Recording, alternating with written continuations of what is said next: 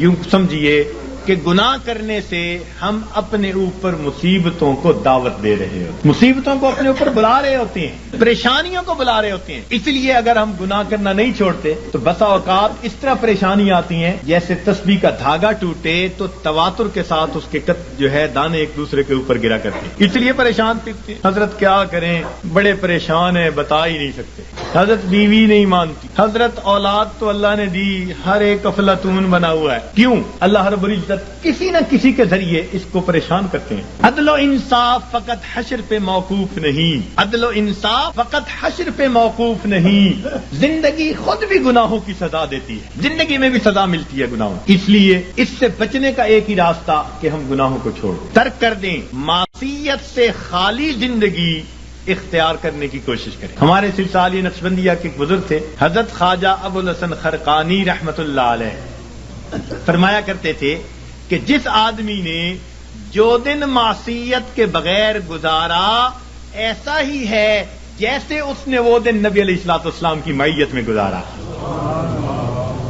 تو ہر دن میں ہمارے اندر ایک جذبہ ہو، میرے پروردگار آج کا دن میں تیری نافرمانی سے بچوں گا، میں نافرمانی کے بغیر گزاروں گا، تیرے فرما برداروں کی طرح زندگی گزاروں گا۔ اس جذبے کے ساتھ ہم ہر دن کی ابتدا کریں اور گناہوں سے بچنے کی کوشش، اپنے آپ کو بچائیں تاکہ دنیا میں بھی عزتیں ہوں، آخرت میں بھی عزتیں ہوں۔ تو فرمایا اللہ رب العزت نے وَذَرُوا ظَاهِرَ الْإِثْمِ وَبَاطِنَهُ، چھوڑ دو وہ گناہ جو تم ظاہر میں کرتے ہو یا تم چھپے ہوئے کرتے ہو۔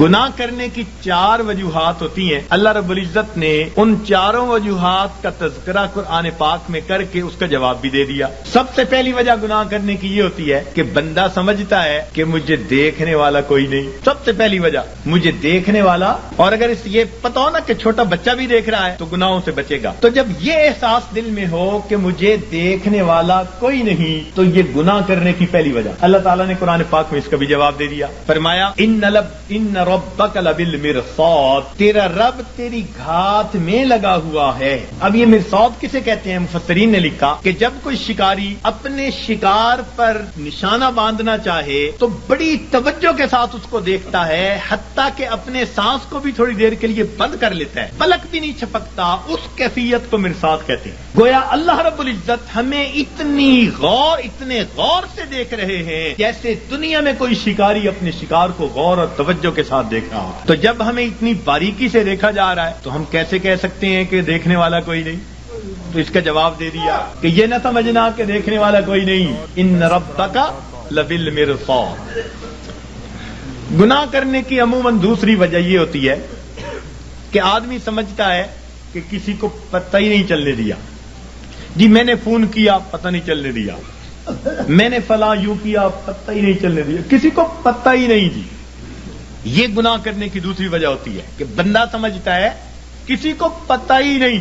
اللہ رب العزت اس کا بھی جواب دیتے ہیں، فرماتے ہیں کہ میں وہ ذات ہوں یعلم خائنۃ الاعین وما تخفی الصدور، میں جانتا ہوں تمہاری آنکھوں کی خیانت کو اور جو تمہارے دلوں کے اندر چھپا ہوا۔ تو جواب دے دیا کہ یہ مت ذوم میں رہنا کہ ہمیں کوئی نہیں، کسی کو پتہ ہی نہیں چلنے دیا، وہ جانتا ہے تمہاری آنکھوں کی خیانت کو اور جو تمہارے دلوں میں چھپا ہوا ہے۔ تو اس کا بھی جواب دے دیا۔ گناہ کرنے کی عام طور پر تیسری وجہ یہ ہوتی ہے کہ بندہ سمجھتا ہے کہ میرے پاس کوئی نہیں تھا، میں اکیلا تھا، جس کا تھا ڈر وہ نہیں ہے گھر، اب جو چاہے کر، مقولہ بنا ہوا ہے۔ تو جب بندہ محسوس کرتا ہے نا جی میرے پاس کوئی نہیں تھا، تو یہ گناہ کرنے کی تیسری وجہ ہوتی ہے۔ اللہ تعالیٰ نے اس کا بھی جواب دے دیا، فرمایا تم 3 ہوتے ہو تو چوتھا اللہ ہوتا ہے، 4 ہوتے ہو تو 5واں اللہ ہوتا ہے، وَهُوَ مَعَكُمْ أَيْنَمَا كُنْتُمْ، وہ تمہارے ساتھ ہوتا ہے تم جہاں کہیں بھی ہوتے۔ تو اس لیے اس کا بھی جواب دے دیا کہ یہ نہ سوچنا کہ پاس کوئی نہیں ہمارے۔ گناہ کرنے کی چوتھی وجہ، انسان ڈھیٹ بن جائے، بے حیا ہو جائے۔ بچہ بڑا ہو جائے نا، بے حیا بن جائے تو باپ کو کہتا ہے اچھا نہیں میں کرتا، کیا کریں گے؟ یا پڑوسی کو کہتے ہیں اچھا نہیں میں یوں کرتا، تم کیا کر لو گے؟ یعنی جب یہ ذہن میں ہوتا ہے کہ کوئی میرا کچھ نہیں بگاڑ سکتا تو بندہ کہتا ہے تم کیا کر لو گے؟ اچھا میں کرتا ہوں، تم کیا کر لو گے؟ یہ گناہ کرنے کی چوتھی وجہ ہوتی ہے۔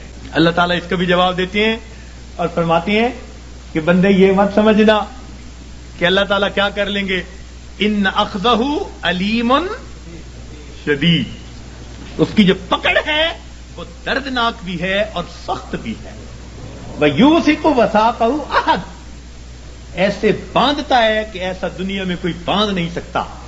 ایک جگہ فرمایا انی اعذبہ عذاب لا اعذبہ احدا من العالمین، میں ایسا جو ہے عذاب دوں گا کہ جہانوں میں ایسا عذاب کوئی دوسرا دے نہیں سکتا.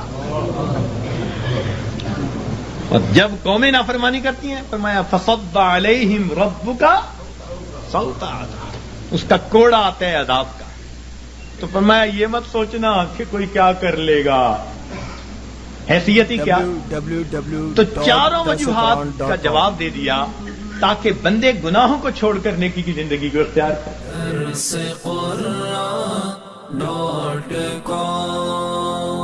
www.darsequran.com